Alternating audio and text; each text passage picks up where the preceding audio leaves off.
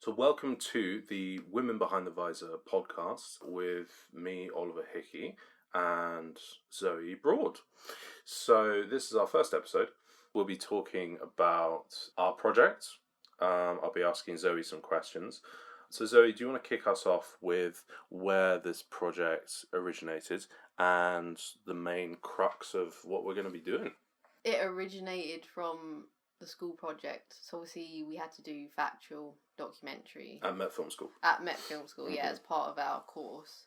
But it was kind of an idea that had been in my mind for a long time. I've obviously been a motorsport fan for some years. But at the moment there's a lot of other sports where women are getting more of a presence and, building up more of an audience. But motorsport, it seems to be this realm where women just can't establish themselves, and there just seems to be a block, I think, at the very top levels of motorsport. So I've just kind of always been fascinated about stories of the women that have actually managed to get through to the top levels and managed to achieve something and pursue a career in it. Mm-hmm. Yeah. Yeah, it's been a very male-dominated industry from the looks of things. Me as a motorsport newbie, only ever watching F1 or MotoGP when my dad and my uncle would have it on the TV.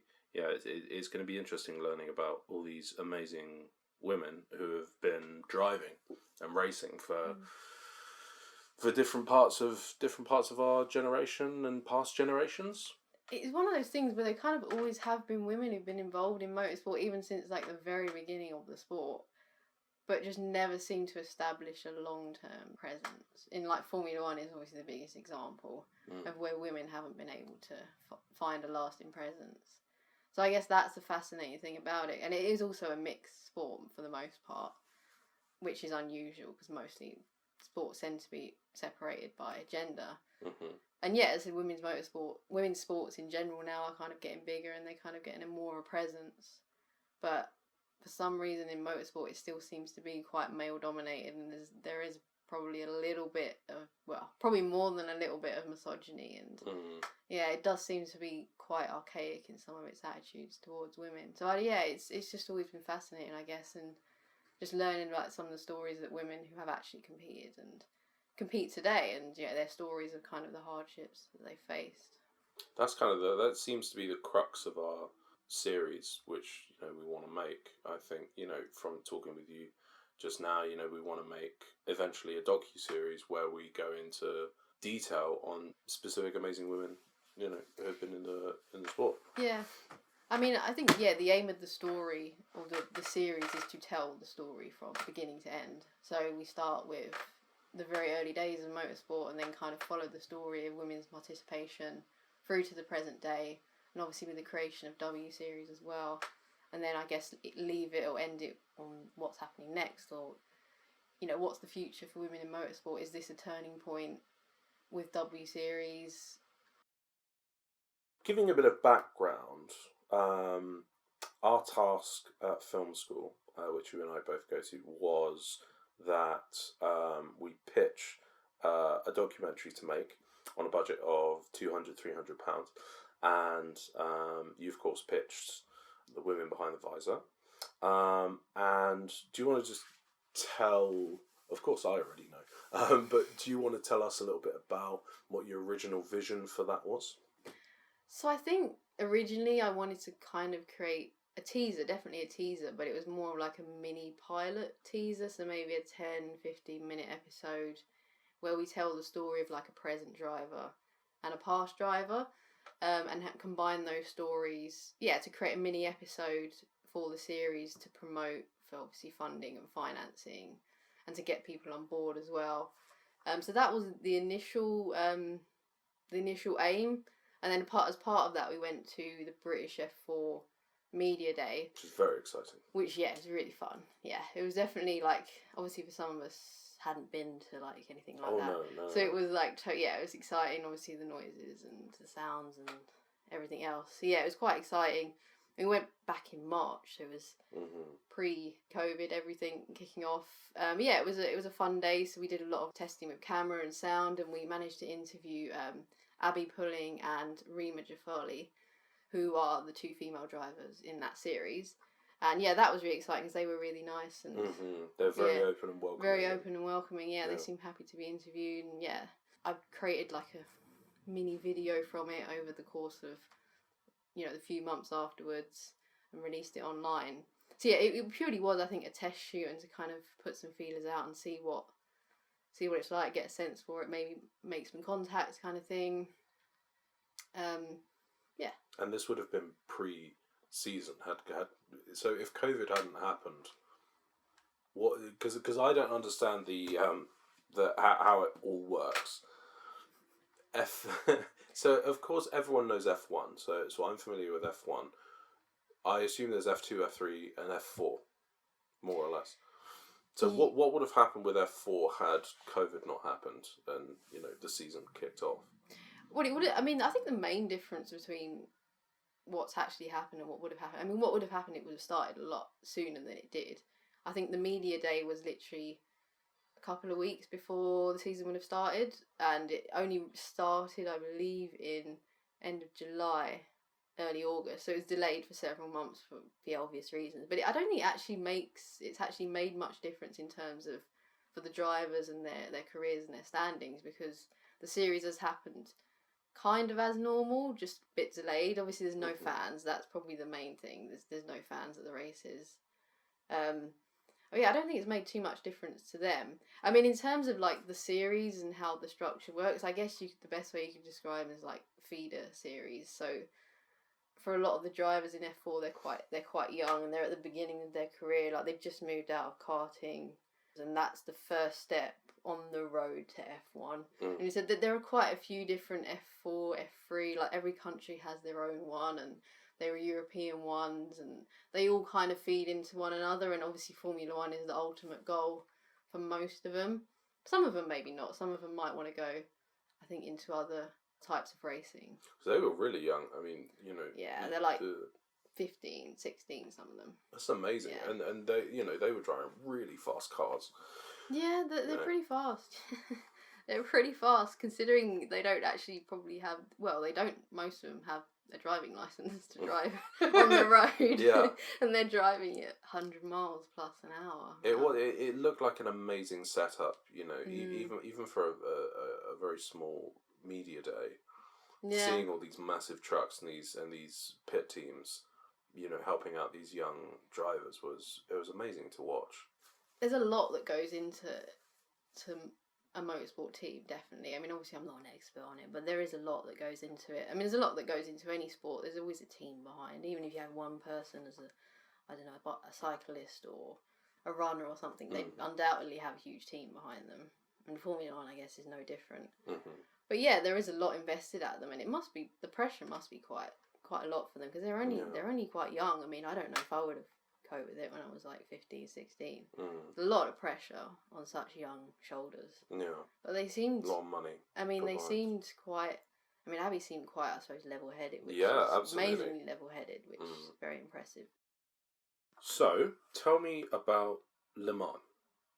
Because I have not a single clue as to what it is. I've only heard of it in reference or around motorsport. I guess it is one of the most like iconic like racing or races in motorsport, I would say. You probably got that and the Monaco Grand Prix and then the Indy 500, I think, in America. They're probably like considered like the three big ones. But it is, I mean, it's in essence it's an endurance race. If the car's going to last the distance, because is a big feat, a technical feat to get a car to run for 24 hours straight at such high speeds as well. So it's a 24-hour race. 24-hour race, non-stop. Wow. Obviously the drivers change over the course of it, but it's non-stop. 24 hours. That's insane. That's awesome. Yeah, it's crazy. But yeah, it's feat, isn't it? It's an endurance race. It's endurance obviously for the cars, for the technical side of it, but also for the drivers as well. They obviously take breaks. There's usually about 3 or 4 drivers, I think, in a team. But even for them, it's got to be a physical feat, because you're constantly needing to focus and be on it. It's not easy to drive a car at those kind of speeds around a track. No. To do it consistently for that amount of time. You could sort of compare certain motorsports to, like, even something like running or cycling, where you have cycling you have like fast sprints and stuff like that, and then you have more endurance, like, you know, the Tour de France. I'd say that's the best comparison. I don't know how physically different the two are, but for the drivers or the cyclists. But yeah, in terms of motorsport, that is, that's what kind of race it is, I would say. Okay. So what's been going on this year with Le Mans? I mean, so from the perspective of women in motorsports, there were 2 all-female teams competing in it. So the Iron Dames and then the Richard Mille racing team. Amazing.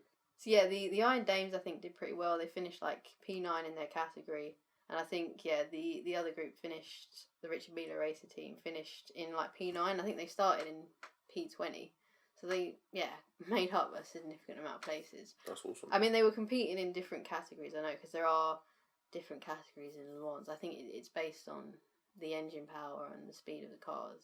They all operate in the same race, but there's just different categories. Okay. So the Richard Mille racing team were in one of the higher categories, I guess you could say. I think LMP2, I think it is. And the Iron Dames are competing in LMGTE. They all do compete in the same race. It's just the class that they're in. Having like 2 all-female teams as well is quite a significant step. That's awesome.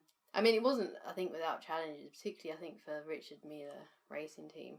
Because they had Catherine Legge in it, and she had like a bad crash, I think, in testing, which ruled her out of the race. So like Bietska-Viska had to step in. She's like in with the W Series, and she won the W Series Esports Championship as well. Awesome. But yeah, I mean, they also had, I think, Tatiana Calderon in their team, who was in like test driver for the Alfa Romeo team, F1 team, and then Sophia Flörsch also had a fair share of like adversity, because she competed in F3 I think a few years ago and had like a very, very bad crash when she was just like 17 years old, and she fractured her spine.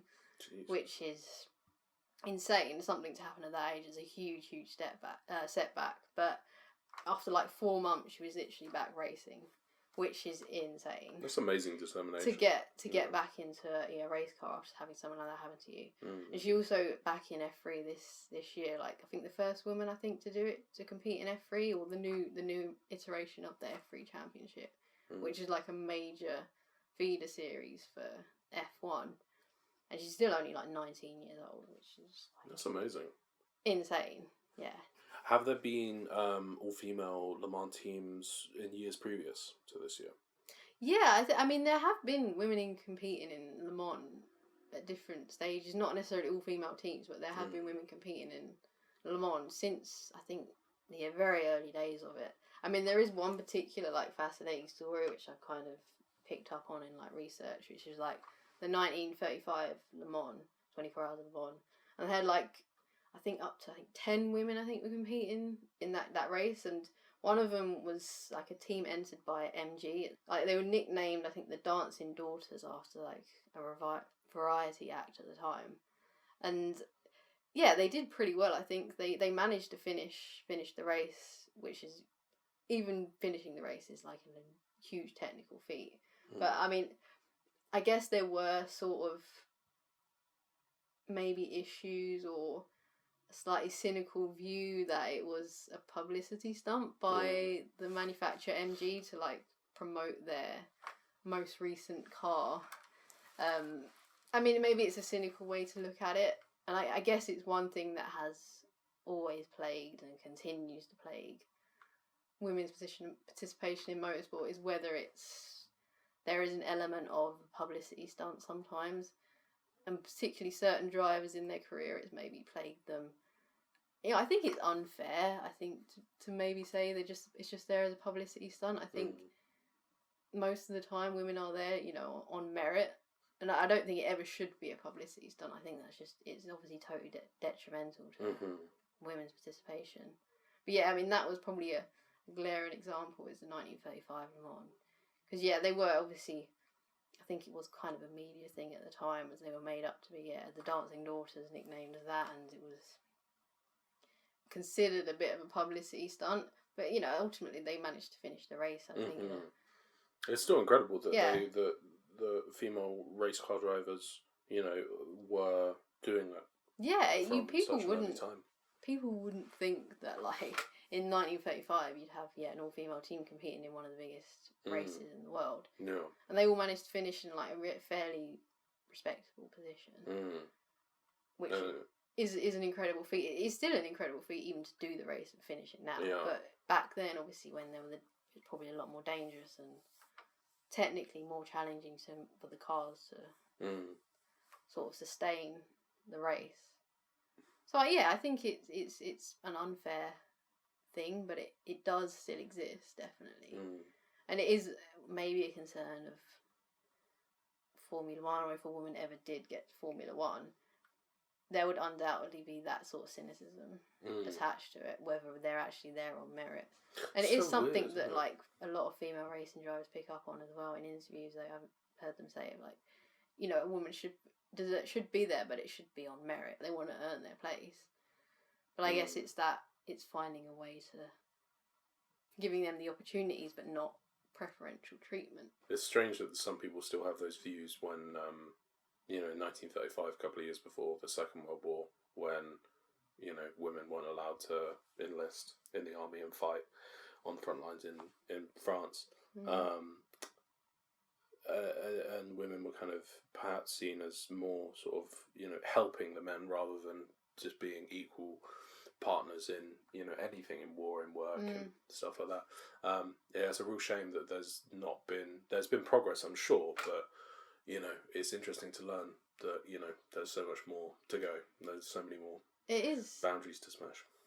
It's definitely what you mentioned is actually a good point, because I mean, World War II or the wars are a classic example of, especially in film and cinema, you know, the male side of it is always seen, you know, numerous war films on the front lines and all that sort of stuff, and it's usually from a male perspective. But actually, like, when the men were away fighting, a lot of time women were running running the country, but they were making the country, the wheels were turning because of them. Like, they did a lot to keep not just this country, but every country running whilst men were away fighting. That's always overlooked massively. Like, I went to Battle of Britain Bunker a little while ago, and I did not realise, but it was most of the staff there were women. They were like the members of the WRAF, I believe that's what it's called. They were women, mostly the women who were doing a lot of the work in the bunker, the most critical bunker of Battle of Britain. One of the most critical points of the war. People don't necessarily know about it. No, exactly, yeah. But it's always, quite often the male perspective, particularly with war. I think motorsport is probably the same. It's obviously not the same struggle, it's a different story, but I think in terms of motorsport, it's the same. It's often told from the male perspective. So yes, we had an amazing start to our sort of journey for the women behind the Visor up in Derby earlier this year for the Media F4 Day. As someone who hasn't ever been to a racetrack and heard the roar of one of those cars, it was absolutely thrilling and wonderful. And to talk with, you know, the two women who we talked to was incredible. But of course, you know, COVID's happened and it's changed a lot. It's, you know, slowed down a lot of things, particularly live events, particularly sporting events. Do you want to briefly tell us what has happened in motorsports since COVID? Because there's been some esports. I mean, W Series is probably the most, in terms of women in motorsport, is the most publicised thing at the moment. That obviously got cancelled, the series that was meant to happen this year. So they've done an esports series. I watched a little bit. You know, it was quite entertaining, actually. It was some good racing. I think some of the order of where the drivers were was definitely different, because I get it must be totally different for the drivers. There's going to be undoubtedly some who are, you know, more equipped and have more experience with virtual sim racing. I think there's going to be definitely some drivers who it's not their thing so much. And you see, I did notice that, and they did some interesting things where they reversed the grid in different races and stuff, or like they had a few different races at the same track and they reversed the grid. But yeah, you definitely noticed there were a few people who were in the same position than they would have been.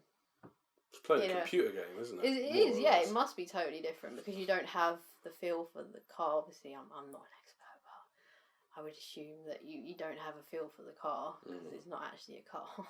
But it's good to know that there've been live races as well. Yeah. I mean, there have been live races like as the F4 started late, but it has been happening live. There's no fans there. I mean, obviously F1 as well. There's no fans. And yeah, like 24 Hours of Le Mans happened. The European Le Mans Series, which the Iron Dames and Richard Miller Racing Team are competing in. So there have been live motorsport events. What do you think's gonna come of COVID? I mean, do you think it will be the same next year? I mean, hopefully, everything gets back to normal. I think we're all hoping, but I hope by next year. I don't think we're going to be back to normal, but I think as a society we need to try and get things moving and back to a more sense of normality, just because I don't think the economy can sustain it. Obviously that's a totally separate issue, but I think it's also from a psychological perspective, people need entertainment. Yeah, absolutely. People need psychological stimulation, and sports events and entertainment things are part of that. So I think we have to get back. Maybe not to the same extent. Maybe they can't be full capacity at sports venues, but there needs to be some. Things need to start get back to normal, I think, next year. Not normal, but a new kind of normal, maybe. So we had planned to approach some drivers, some current drivers and some more well-known drivers, but possibly retired or semi-retired. It's affected us, and our COVID's affected our plans for that. Absolutely. I mean, from our original ideas and designs, how has COVID affected your thinking about our project? Because of course we were going to go out and film some interviews, hopefully, with some current drivers and some former drivers. I mean, yeah. So obviously the plan, I guess, was to kind of do the mini pilot, which I mentioned about, but obviously I've kind of realised it's become kind of impossible to do it how I would imagine at the moment, because we can't really go to races, although they're still happening. I'd imagine they're keeping to skeleton crew and skeleton media as well. So yeah, it's for logistical reasons it's become kind of impossible to do it how I wanted to do it at the moment because of everything that's happened. I mean, my plans have kind of changed a little bit. I'm thinking to maybe do a teaser based on, so more like a teaser trailer, proof of concept thing, where we use sort of existing footage, existing archive footage, and potentially at best get some interviews with drivers, complement it, and create a more sort of stylized teaser that we can use to promote the series. I think that's our biggest step, our next step for the series, the project, is to promote it and to try and get a following and an audience to build it up. Because ultimately it's a big project to do it as a TV series. It's a big project in the long term. So we need to get, the funding and that sort of side and the following for it to build it up. So I think that's my plan at the moment, is by the end of the year, hopefully, to have a teaser. I don't want the series to be dominated by COVID-19. Obviously, it's kind of dominating everyone's life at the moment, but it's not what I want the series to be about. I mean, obviously, it could potentially feature in the series because it's a huge new challenge for everyone, including racing drivers. So there's no reason why in the eventual series we couldn't cover it and cover everything that's happened in this year, or something that's happened in this year for a particular driver or team. But I think for the time being it's not what I want to focus on, which is why I'm thinking to make a teaser, a more general teaser that we can use to promote, almost like a trailer. Thank you very much for listening. If you want to find out more about the women behind the Visor, please check out our social media pages, links in the description below, and feel free to check out our YouTube channel for more episodes. Goodbye and take care.